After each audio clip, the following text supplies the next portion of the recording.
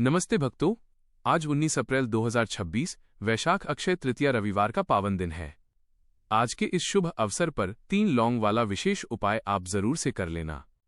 और शाम के समय जब आप संध्या आरती करें तब अपने मुख्य द्वार पर एक दीपक में लौंग डालकर जला दें।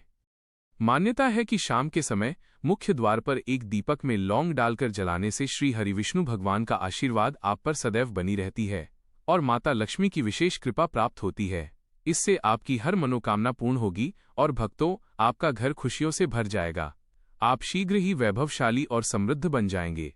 क्योंकि भक्तों, इस बार 19 अप्रैल को वैशाख अक्षय तृतीया रविवार के संयोग से बहुत सारे शुभ महासंयोग बन रहे हैं। इसीलिए इस दिन इस महा उपाय को आप पूरी निष्ठा और अटूट श्रद्धा भाव से करें ताकि माता लक्ष्मी तुरंत ही प्रसन्न हो और आपकी दरिद्रता का नाश हो जाए। इस दिन शाम के समय अपने मुख्य द्वार पर दीपक में लौंग डालकर जलाना कदापि न भूलें। यही वो दिव्य दीपक है जो आपके घर की नकारात्मकता और बुरी छाया को दूर रखता है, जिससे धन की विपत्ति नहीं आती और रोग शोक की बाधाएं दूर रहते हैं। संध्या आरती के समय मुख्य द्वार पर ये दीपक जलाना इसलिए भी आवश्यक है क्योंकि पंडित जी ने अपनी हालिया कथा में इसके महत्व के बारे में विस्तार से बताया है।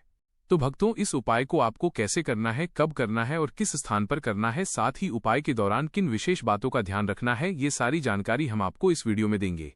तो चलिए भक्तों, जानते हैं कि वे कौन कौन सी सावधानियां हैं जो आपको बरतनी है। क्योंकि यदि आप इन सावधानियों को जाने बिना कोई त्रुटि करते हैं तो लाभ के स्थान पर जीवन में दरिद्रता का वास हो सकता है। सुबह का विस्तृत महाउपाय, विधि और विधान। भक्तों, अक्षय तृतीया का दिन स्वयं सिद्ध मुहूर्त होता है। इस दिन सुबह का समय ब्रह्म मुहूर्त सूर्य उदय से 1.5 घंटे पहले का होता है, जब आकाश मंडल से अमृत वर्षा होती है। 1. शुद्धिकरण। सुबह सबसे पहले उठकर गंगाजल मिले हुए पानी से स्नान करें। आज के दिन पीले वस्त्र धारण करना अत्यंत शुभ है क्योंकि पीला रंग भगवान विष्णु को अति प्रिय है। 2. संकल्प। अपने हाथ में थोड़ा जल और अक्षत लेकर संकल्प करें कि हे प्रभु, मैं अपनी उन्नति और परिवार की सुख शांति के लिए ये अक्षय तृतीया का व्रत उपाय कर रहा हूं, इसे स्वीकार करें। 3. चौकी की स्थापना। एक लकड़ी की चौकी पर लाल या पीला कपड़ा बिछाएं। उस पर अक्षत बिना टूटे हुए चावल की एक ढेरी बनाएं और उस पर लक्ष्मी नारायण की प्रतिमा स्थापित करें। 4. लौंग का अभिषेक। एक तांबे या चांदी की कटोरी में शुद्ध गंगाजल भरें। अब 3 साबुत फूल वाली लौंग लें। ध्यान रहे, लौंग का फूल खंडित नहीं होना चाहिए। इन तीनों लौंग को एक एक करके जल में डालें। पहली लौंग पितरों के नाम से, दूसरी ऋषियों के नाम से और तीसरी देवी देवताओं के नाम से। 5. अभिषेक और मंत्र। तुलसी की माला या कमलगट्टे की माला से ओ श्री ह्रीं श्रीं कमले कमलालये प्रसीद प्रसीद श्री ह्रीं श्रीं ओम महालक्ष्म्यै नमः और ओम नमो भगवते वासुदेवाय का 108 बार जाप करें। 6. स्थापना। जाप के बाद उस कटोरी को पूरे घर में घुमाएं ताकि उसकी सकारात्मक ऊर्जा हर कोने में फैल जाए।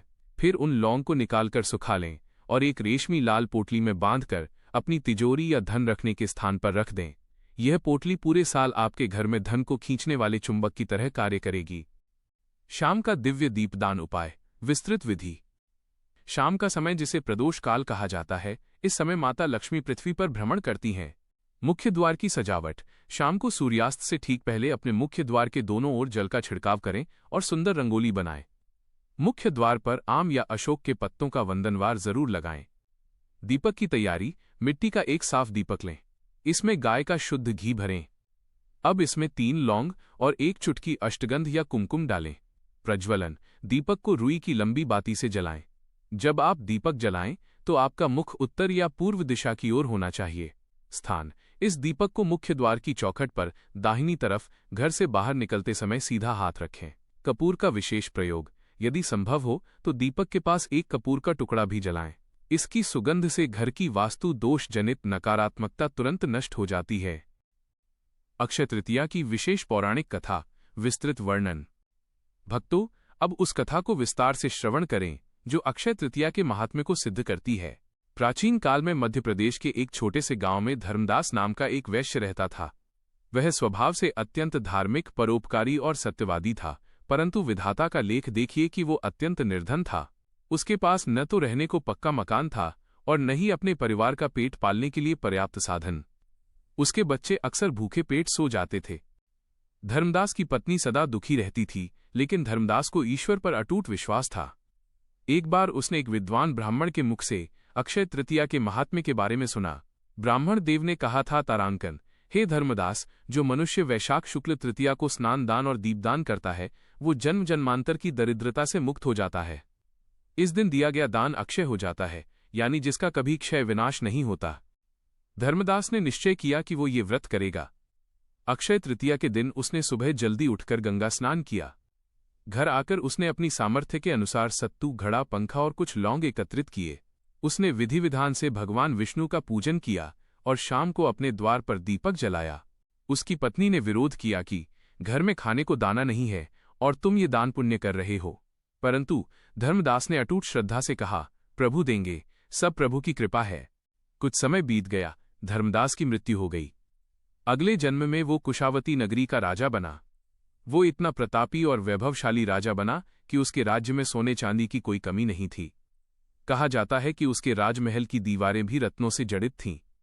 यह सब उस अक्षय तृतीया के छोटे से उपाय और दान का फल था। भगवान श्री कृष्ण ने स्वयं युधिष्ठिर को ये कथा सुनाई थी कि जो भी भक्त इस दिन निष्काम भाव से पूजा और दीपदान करता है, वो राजसुख भोगता है। भक्तों, जिस प्रकार धर्मदास की गरीबी मिटी, उसी प्रकार इस 19 अप्रैल को आपका भी भाग्य चमक सकता है। विशेष सावधानियां और वर्जनाएं। उपाय के दौरान इन बातों का ध्यान रखना अनिवार्य है, अन्यथा दोष लग सकता है। 1. सात्विकता। आज के पूरे दिन घर में तामसिक भोजन, प्याज, लहसुन, मांस, मदिरा का प्रवेश वर्जित रखें। 2. कलह से बचें।